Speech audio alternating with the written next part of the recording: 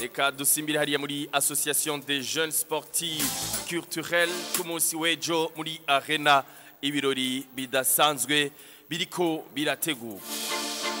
Abatumire bamaze gushika kugira ngo dushobore kuyaga kuri soirée igiye kuba ku munsi w'ejo hariya muri Arena. Ni ngaha mu gisagara ca Bujumbura muri centre ville.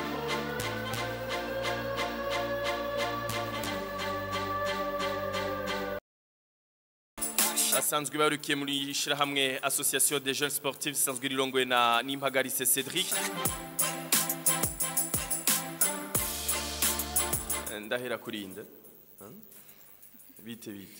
Sawa. Egera kamiko. Umeze neza? Yego meze neza namwe. Ego akazina ninde? Sibera nkengurutse. Sibera nkengurutse. Asanzwe ari muri Association des jeunes sportifs. Asanzwe arongoye iki Sibera muri AGS. Ndi mu membre mu basanzwe mu bafasha mu gutegura ama événement. Ndi mu membre mu bafasha mu basanzwe bategura ama événement. Sibera usanzwe bahe? Mu Ngagara muri Nef. Okay. Sibera ntiyaje ari wenyene ari kumwe na mugenzi we bose bari muri Association des jeunes sportifs. Ndakuramukije. Yambu cyane. Namahoro? Ni sawa nawe. Namahoro. Ninde tuvugana akazi? Yitwa Stacy. Stacy asanzwe abahehe mu Kibenga. Muri AGS. Stacy arongoye iki canke ajejwe iki? Mu membre muri AGS. Haye muri AGS muri aba membre bangana gute? Turi aba membre bagera kuri 20. Bagera kuri 20. Mwagiye muri AGS kuva ryari?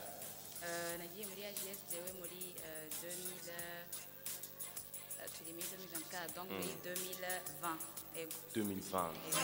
Nanje muri 2023.